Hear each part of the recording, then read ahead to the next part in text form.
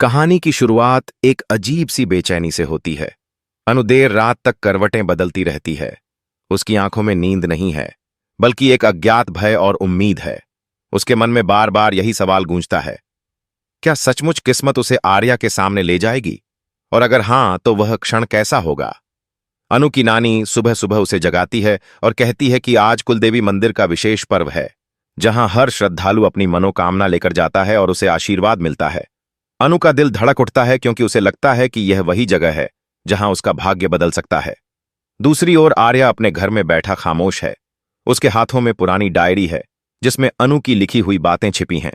वह उन पन्नों को बार बार पलटता है, लेकिन शब्द पढ़ने की हिम्मत नहीं जुटा पाता। तभी उसकी मां आती है और कहती है, आज कुलदेवी का दिन है बेटा, तेरा वहां जाना जरूरी है। आर्या हिचकिचाता है, लेकिन मां की आंखों में उम्मीद देखकर चुपचाप तैयार हो जाता है। मंदिर का रास्ता लंबा है। अनु लाल साड़ी में सजकर निकलती है।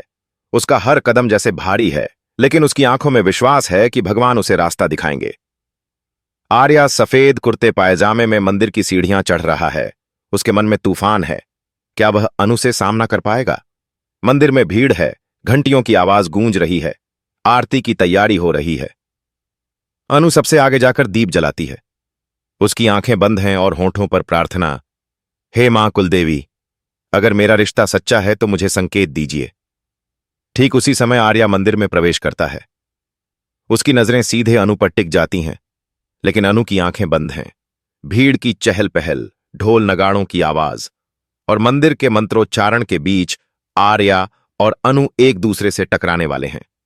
जैसे ही पंडित जी आरती की थाली बढ़ाते हैं, दोनों के हाथ अनजाने में एक दूसरे से छू जाते हैं। अनु की आंखें खुलती हैं और वह सामने आर्या को देखती है। एक क्षण के लिए समय ठहर जाता है। अनु की सांसें रुक जाती हैं और आर्या का चेहरा पसीने से भीग जाता है। पर क्या यह मुलाकात सचमुच उन्हें जोड़ने वाली है, या सिर्फ किस्मत का खेल? दर्शकों के दिल में यही सवाल गूंजने लगता है। इस मुलाकात की असली परीक्षा अगले 24 घंटे में होने वाली है। आरती खत्म होने के बाद भी अनु और आर्या की नजरें एक दूसरे से हट नहीं पाती। दोनों खामोश खड़े रहते हैं। अनु की आंखों में आंसू हैं और आर्या के होंठों पर अधूरी मुस्कान। अनु धीरे धीरे उसकी ओर बढ़ती है, लेकिन तभी मंदिर के बाहर एक साया उन्हें देख रहा होता है।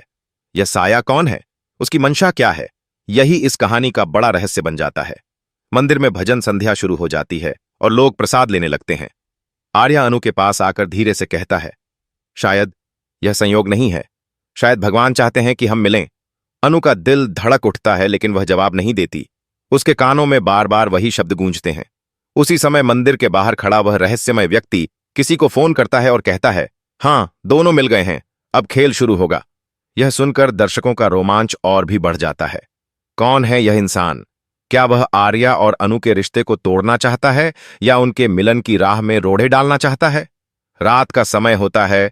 चांदनी मंदिर की सीढ़ियों पर फैल जाती है। अनु और आर्या अकेले बैठते हैं। हवा में ठंडक है, लेकिन उनके दिलों में गर्माहट। अनु साहस जुटाकर कहती है, अगर यह हमारी आखिरी मुलाकात है तो सच्चाई बोल दो।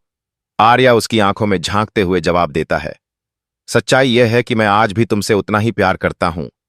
यह सुनकर अनु की आंखों से आंसू बह जाते हैं, लेकिन तभी वह रहस्यमय व्यक्ति अचानक सामने आता है और उनकी बातचीत बीच में ही रुक जाती है।